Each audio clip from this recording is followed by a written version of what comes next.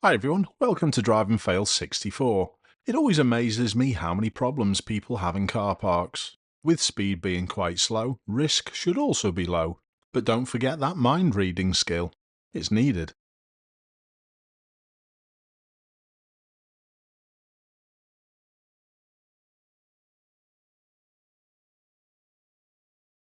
The indignant hand wave sums this driver up, I think. I wonder whether he does have any kids in the car also. This episode has been kindly sponsored by Car Vertical.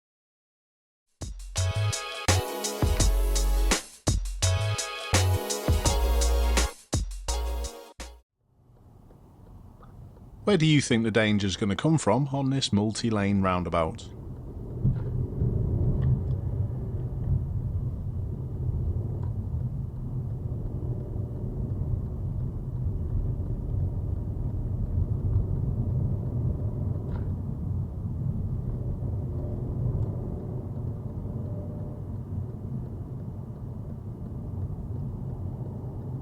Take the exit.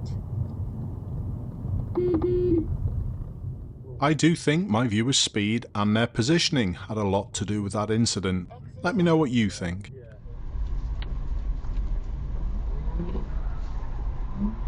Don't particularly want to be with it. Bellend. Yeah, but also they were coming towards us, Yeah. so you kept moving. Yeah, I should have stopped. So you see how I use the door controls to stop Yeah, us. understand that. Okay? Just as long as you understand why.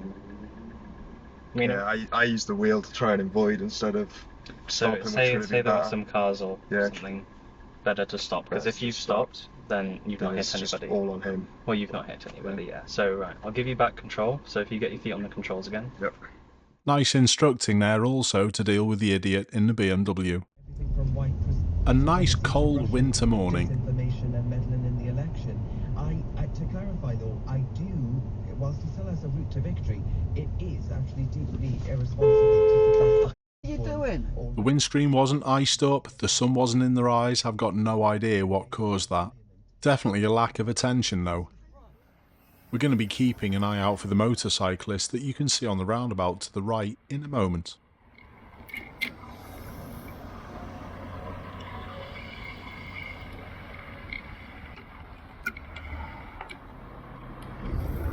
Whoa!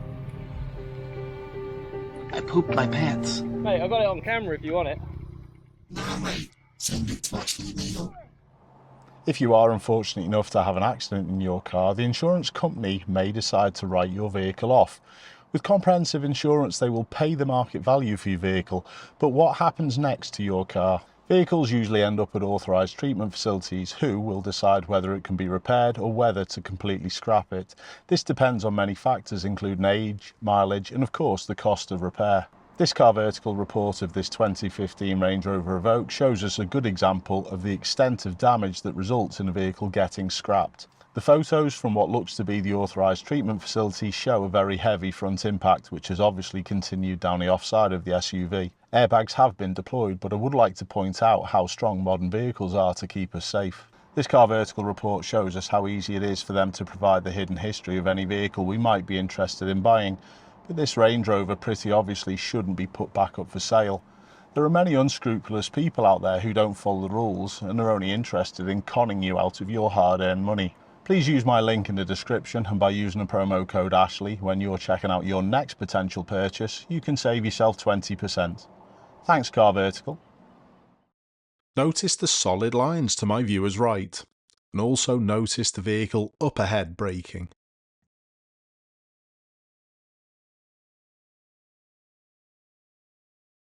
That's it, just stop until you work out where you want to go. This lorry driver to lane 1 is an absolute disgrace. I think if I was my viewer though, I would have backed off and probably let him in front of me.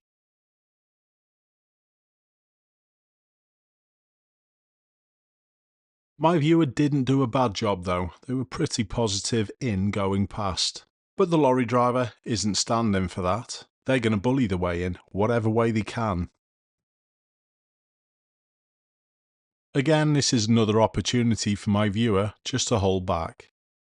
People like this should not be driving lorries. In fact, they shouldn't be driving or riding anything. I would always suggest reporting people like this, either to the company they work for or the police if you've got some footage.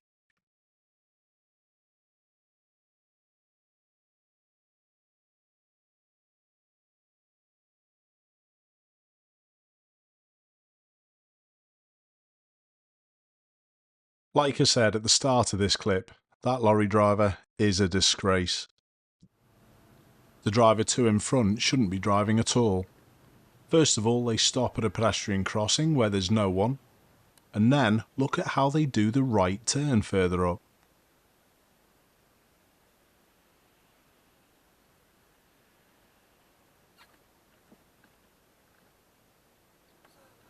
This is another situation where you should call the police. This driver could be having a medical episode and not know about it.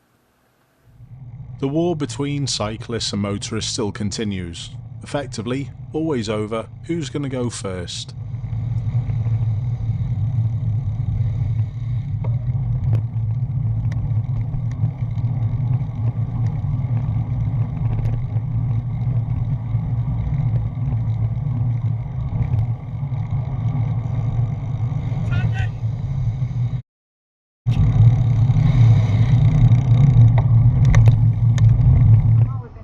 Not the best footage, but you'll get the idea. You know, it could have been so much worse, couldn't it? Get on the wrong side of the road! That's better, some nice VFO footage, so we can capture every detail of this person who's struggling reversing.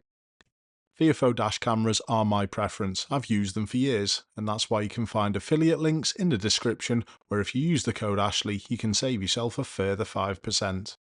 Now, onto this reversing. If you know anyone who struggles with reversing in this manner, try and help them out, try and send them to my videos, or tell them to get some professional help. This also surprises me nowadays still, because cars mostly have plenty of reversing and parking aids. I actually think this driver is stopping as soon as they hear the rear sensors going off. This driver's judgment of distance behind is pretty poor though. But they do get round, they don't hit anything, which is an absolute bonus. They did seem pretty close to my viewer's car though. This clip is simply brilliant in its awfulness.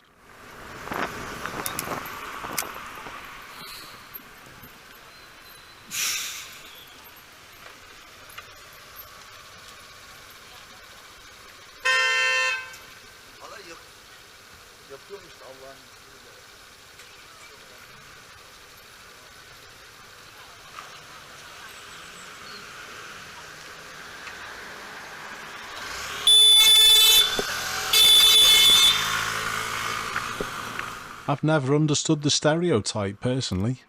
My viewer works out quickly that there's a police vehicle approaching from behind. The driver of the van doesn't.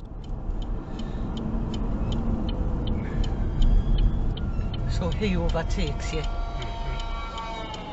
and gets tooted at. Have a look at this driver in the Fiat who jumps a red light just to get in the way of an emergency service vehicle.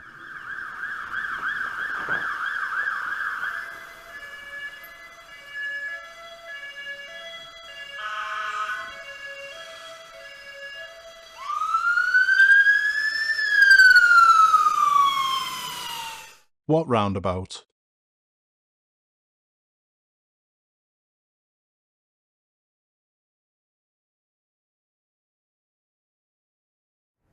Much too fast in some slippy conditions round a corner. That clip proves just how easy a head-on collision can happen if people aren't driving correctly. I'm not sure why my viewer was holding back to let this van out when it was clear ahead.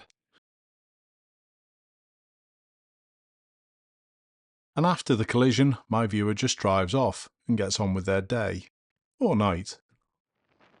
This incident can't even be blamed on an A-pillar blind spot, because the driver's clearly visible as they emerge onto this roundabout. They simply just didn't even look.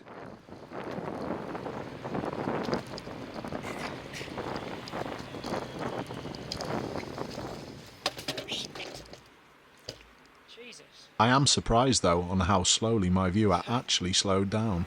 I'm okay. Okay. Didn't see or didn't care.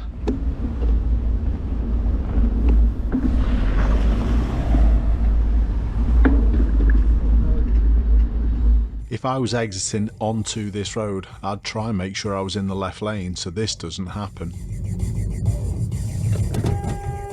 Even though it's obviously the Mini in the wrong. The classic merge in turn. Let's point out the driver in the wrong. My viewer's doing the correct thing and taking up a position just on the outside of this open reach van. They should fit into the space behind. That's not going to happen. Are you the type of driver who does the same as this Volvo driver to the left hand side? If so, it's about time you had a little bit of a rethink, because you're massively wrong. Still for me one of the biggest causes of road rage and misunderstanding on our roads. My viewer nicely accommodated the numpty. If people are going to push like the Volvo driver, just hold back and let them get on with the day, thinking they're right. I know you'll know about the level of private hire drivers in my city from my videos, but that takes it to a whole new level. The pedestrian's reaction on the right side is priceless. I do love a sarcastic thank you myself. Oops, he nearly went over as well. To finish is proof why you always need to be ready and expect the unexpected.